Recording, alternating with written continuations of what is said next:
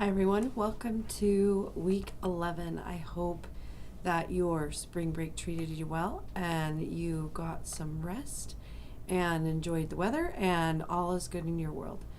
This week we're moving on with the first module in the advanced level of Microsoft Excel, and it's about trend lines, pivot charts, pivot tables, and slicers, and this is one of my favorite because it's one that I've used a lot, and a lot of people don't get this far in Excel, don't learn this much in Excel, and a lot of businesses use pivot charts and pivot tables and slicers.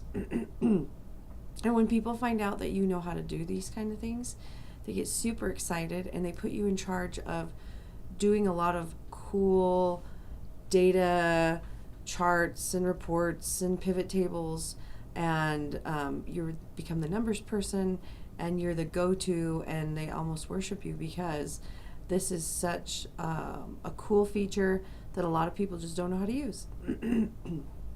So as usual, you have your SAM training and the SAM exam. Don't forget, like I've mentioned in previous videos, SAM training and SAM exam, do them at the same time. Don't try and memorize the SAM training to do the SAM exam. Make sure you're doing them at the same time.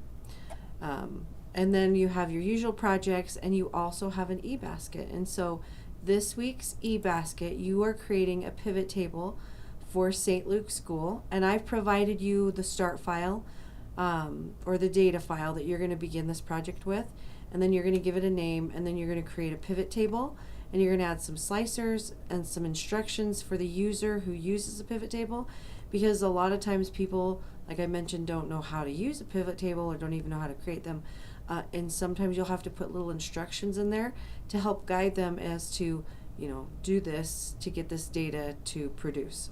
And so you're going to put that all together, make it look nice, and that's what you're working on this week. So I want to show you the example. I put an example out here for you of what your pivot table should look like when you're done.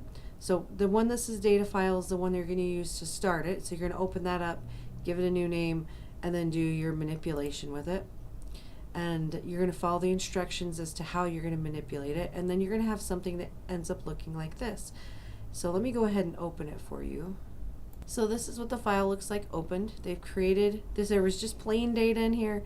They selected the data, created a pivot table, and then over here we have our slicers. And so what we have the ability to do is take this data, put it in pivot table, add these slicers, so then we can change, like for example, if we wanted to know what's happened at Maple Park Middle School, we just click on Maple Park.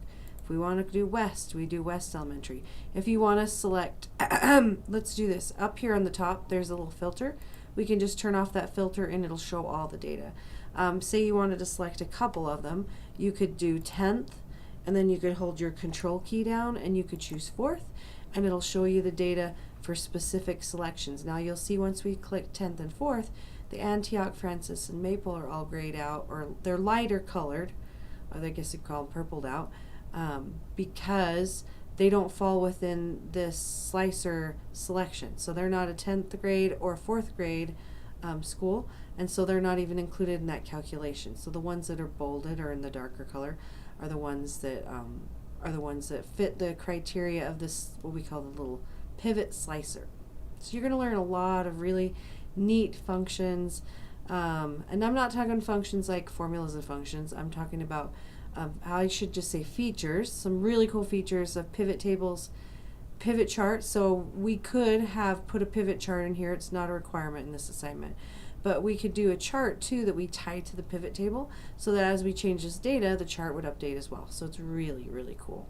And so that's what you're working on this week. So if you have any questions, don't hesitate to reach out to me, and reach out to me early in the week. I don't check my emails as often on the weekends, so don't procrastinate to do the assignments at the last couple hours before they're due to get full points, because it's not likely that I'm going to see your message. But I'll get back to you as soon as I can, but it might be past the deadline. So that's all I have for you for this week. So I hope you have a great week, and I'll talk to you again soon. Take care.